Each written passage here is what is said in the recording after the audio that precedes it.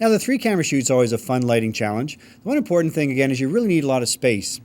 You usually need to have a room that's at least 20 feet long, 10 feet wide, because you're going to be getting 3 cameras in there. Now I've gotten rid of the big chairs that were in the room, and I'm going with the dining room chairs. And I've placed them basically center in the room so I can get as much distance in the background behind the chairs. Plant's got to go. It's probably just going to grow to somebody's ear, and it's just going to cause problems. So I'm going to pull the table in. I got a lamp there I can work with, so that should be good. The third camera is to the right of the frame, just behind the dining room table. And I've just pulled another table in from the other room, because that's going to be the background for that middle camera. And I'm going to do a little something with that. Put a lamp on, put some pictures there, dress that up. So once again, we're trying to get the cameras into position, because before you touch a light, you want to make sure you get those cameras into position and set up your frame. You want to see what you're dealing with in the background. You know what the faces are going to look like. They're going to be the same for every shot. But it's the background that changes every time and that presents all the challenges. So I think we're pretty happy with what we've got. The cameras are roughed in. We've asked Aaron and Matt to come back in and have a seat. We're going to set this up and get our precise framing. Now make sure you look at the 2-shot and the close-up, because you want to see what you're going to be dealing with in the background. Once you do have your framing, leave the cameras on the 2-shot. That way you can go back and check in your monitor and see all the things you're going to have to look at in the background. So I've decided to move the big lamp out and put the small lamp in. Now we're going to start with our booms. With a 3-camera interview, you really need to have 2 booms. Now I'm using 8-foot booms, and I've found in my experience that you really do need that 8-foot length to get the key light exactly where you want it. Now you can see I've kind of positioned this on the outside of the camera, so it's not interfering with the camera at all. And the camera's going to be able to get its 2-shot and its single, no problem. So once it's up, we're going to kind of position. I'm going to sit down and look where I want to put my key light, and then just adjust the boom accordingly so I can know where I'm going to put them. Now once they're in place, make sure you sandbag them down, because this is going to have quite a lot of weight on it. Just going to put on a little clamp so I can put the light up.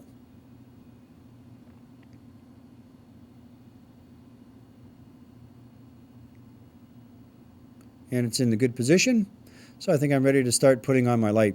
Now I'm going to use a REFA 66 with a 750 watt lamp. This is going to be a beautiful soft source as a key. It's going to wrap around their faces really nicely. I could go with a smaller lamp, but you know what? I've got the room, I've got the height in the ceiling. I'm going to go with the bigger lamp. Remember, the larger the source, the softer the light.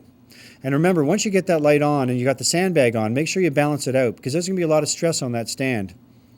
And remember too, you're going to be using about 20 to 30 pounds of counterweight for that single little light out at the end of the boom. So once the other light's on, I'm going to put on the diffusion panel, add the sandbag, and remember, it's always good to use 2 people when you're using a boom. And then I'm going to put the egg crates on, because I want to really control the spill on the background. So now the keys are basically in the perfect position. And the nice thing with the boom, as opposed to the 2-camera shoot, is you can get that key light exactly where you want it.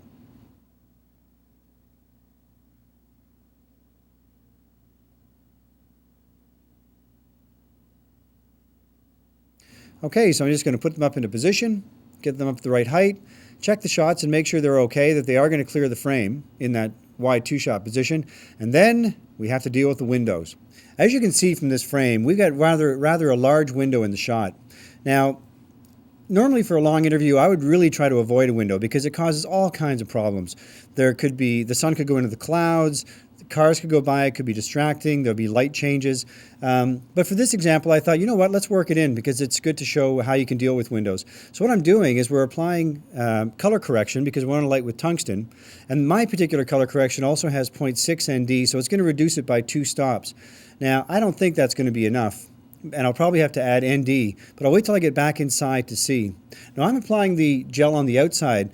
You got to be very careful with this because if it's a windy day, it can become very problematic with the gel blowing. And in fact, it did our day, but we were able to cut around it.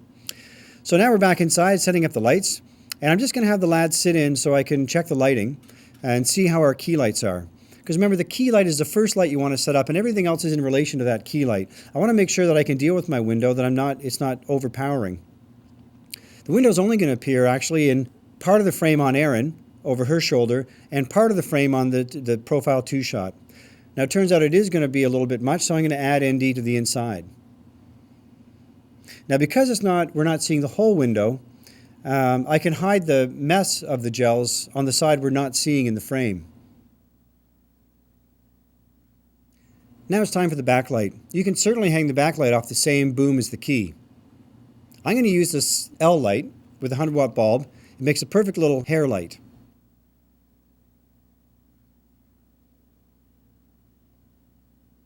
Some people use both a backlight as fill, but I like to keep the hair light specifically for the hair and light the fill separately.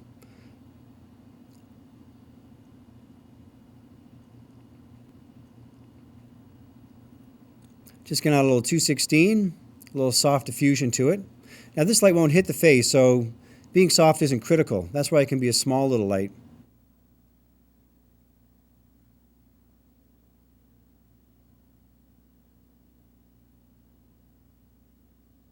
Now we get the boom back up into place, into the final position. And then we can start working on the fill. Now I'm going to use one fill light for this setup. I don't really need to use two. I'm going to put the diffusion on so it should wrap around nicely, and then move it back where the third camera position is, right beside it.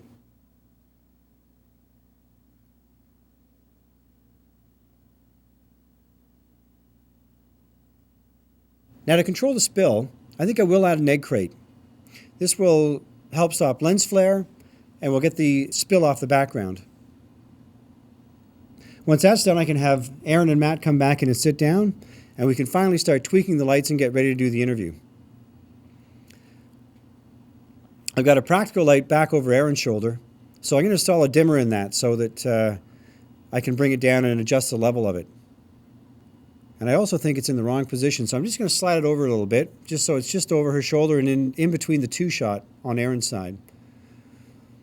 Now I realized once we got there that maybe we didn't need that ND gel on the window. It looks like we could balance it out without the ND.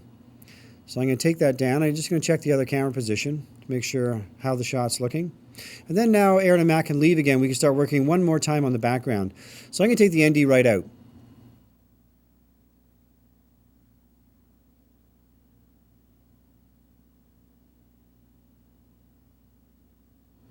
Now I'm going to add one more little background light just over Aaron's shoulder.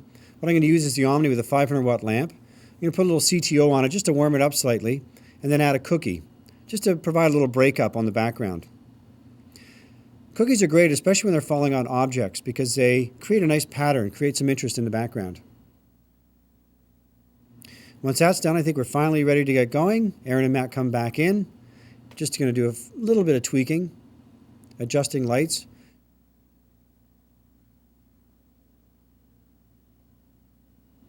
And then just one more thing, I'm not so sure about that plan. I think it's just going to cause problems, so better just to remove it entirely. Once that's done, I think we're ready to roll.